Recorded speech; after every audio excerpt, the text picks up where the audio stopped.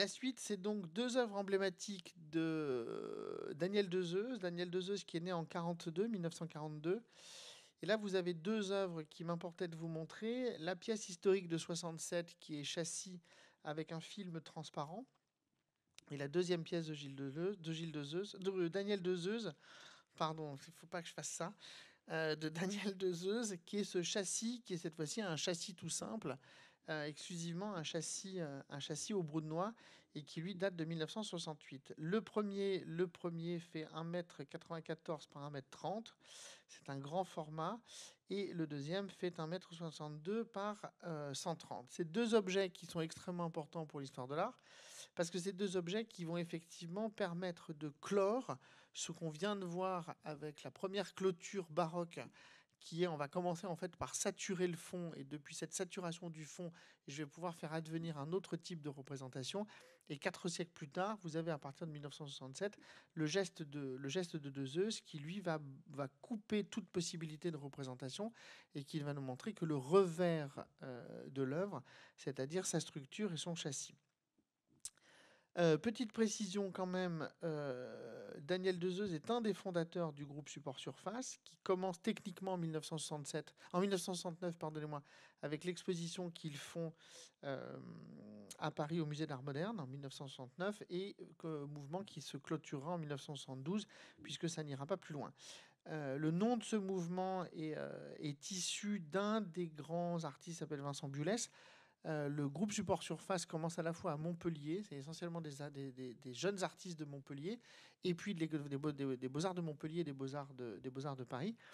Et donc, vous avez une série, vous avez au moins quatre en plus de Biolès, quatre artistes extrêmement importants qui sont Kahn, Viala, Dezeuze et Seytour. Je vous cite une définition qui est coécrite par les quatre, par Kahn, Viala, Dezeuze et Seytour, une définition qui est donnée en 69 pour une exposition qu'ils vont faire, donc après l'exposition qu'ils font au Musée d'Art Moderne de Paris, qu'ils vont faire au Havre. Et ils écrivent donc collectivement la chose suivante, qui va être le leitmotiv en fait du support surface. Ils écrivent l'objet de la peinture, c'est la peinture elle-même, et les tableaux exposés ne se rapportent qu'à eux-mêmes. Ils ne font point appel à un ailleurs, la personnalité de l'artiste, sa biographie, l'histoire de l'art par exemple. La peinture est un fait en soi, et c'est sur son terrain que l'on doit poser les problèmes. Il ne s'agit ni d'un retour aux sources, ni de la recherche d'une pureté originelle, mais de la simple mise à nu des éléments picturaux qui constituent le fait pictural. D'où la neutralité des œuvres présentées, leur absence de lyrisme et de profondeur expressive. Donc on est très exactement à l'antithèse de ce qu'on vient de voir avec Bartolo Schedeni. On est donc sur deux révolutions, et là on atteint un point historique extrêmement important, où au moment de ce que vous voyez avec Dezeuze, on est sur un point où on a retiré la quasi-totalité de la peinture pour en arriver en fait à une interprétation de ces structures élémentaires. C'est ça qui constitue la nature même du support surface, c'est que l'interrogation qui sera faite sur la peinture est une interrogation sur ces structures élémentaires. Donc, si on commence avec celui-ci, on est donc en 67. Il réalise ce grand châssis où la toile, à ce moment-là, normalement qui est le support de la représentation, donc la toile disparaît, et elle est à ce moment-là remplacée par une feuille de plastique transparente, qu'on voit très légèrement par les reflets qui sont posés, qu'on voit sur l'image. Le châssis est à ce moment-là déjà peint en brou de noix, et par-dessus, il y a cette pellicule transparente, cette feuille plastique transparente qui est cloutée. Le support de la représentation disparaît pour ne laisser qu'une matière transparente qui laisse voir la présence du châssis et surtout l'absence totale de toute représentation. C'est-à-dire que là, encore une fois, ce qui intéresse Support Surface et ce qui intéresse Dezeuze, c'est que la peinture n'est pas un support de représentation, mais que la peinture interroge les constituants élémentaires qui permettent de éventuellement produire une image. Ça veut dire qu'évidemment, ce que nous avons devant les yeux est évidemment une image. L'année suivante, donc, il va produire cette pièce qui est donc celle-ci, une autre œuvre, qui cette fois-ci est un châssis qui est complètement vide. Il n'y a aucune toile évidemment, et aucune feuille de plastique.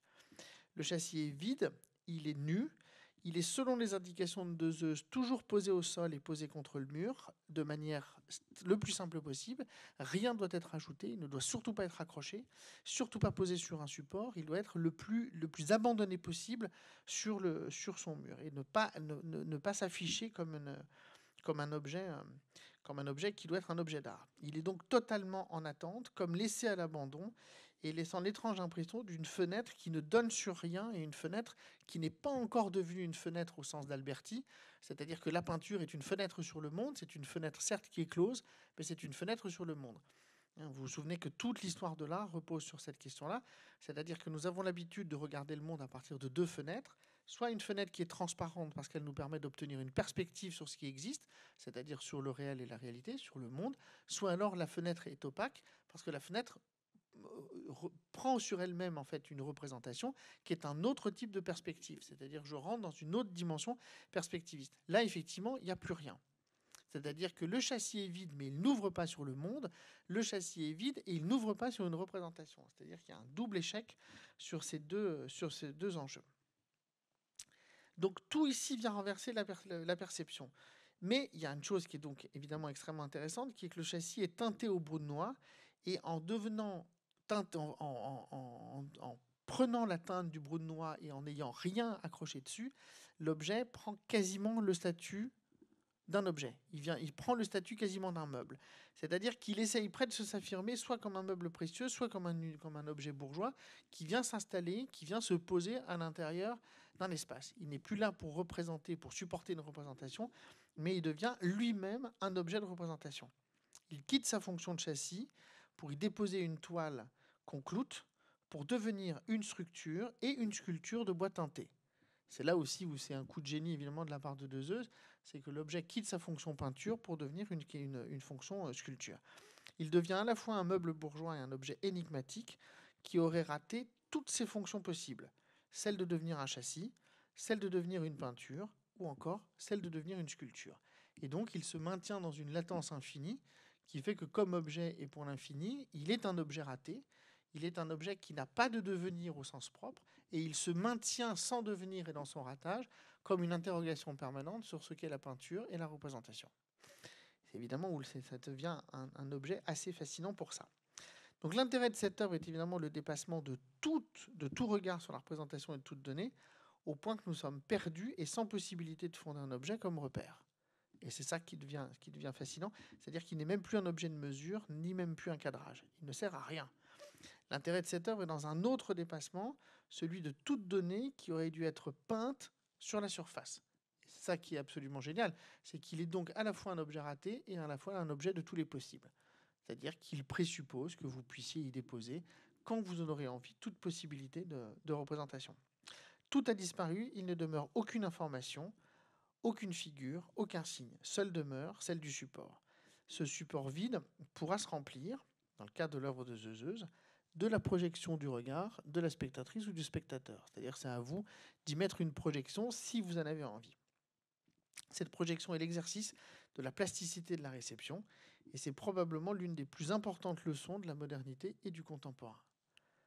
La plasticité, c'est celle exclusive de la lecture. Elle n'est pas du côté de l'artiste, elle n'est pas, comme on l'a vu chez Schedoni, du côté de la dramatisation de la mise en scène. La plasticité est exclusivement du côté de la spectatrice et du spectateur. Parce qu'ici, à ce niveau, il n'y a strictement plus rien. Et que c'est la grande leçon de Deleuze, alors qu'il fera après avec d'autres choses, il fera avec des tapis, avec des échelles, etc. Mais la grande leçon de Deleuze ici, c'est cet immense exercice d'une... Soit vous considérez que c'est vide, soit vous assumez effectivement un point de ratage dans l'histoire de l'art, soit vous assumez qu'effectivement, à ce niveau-là, il y a une expérience de la plasticité, et que cette plasticité, il n'y a que celle de votre regard qui peut le faire. Mais ce ne sera rien d'autre. L'œuvre n'assumera jamais autre chose que celle de son échec. Parce qu'elle attend elle attend la résolution d'une coactorialité ou la résolution de ce que vous pourriez mettre sur cet objet.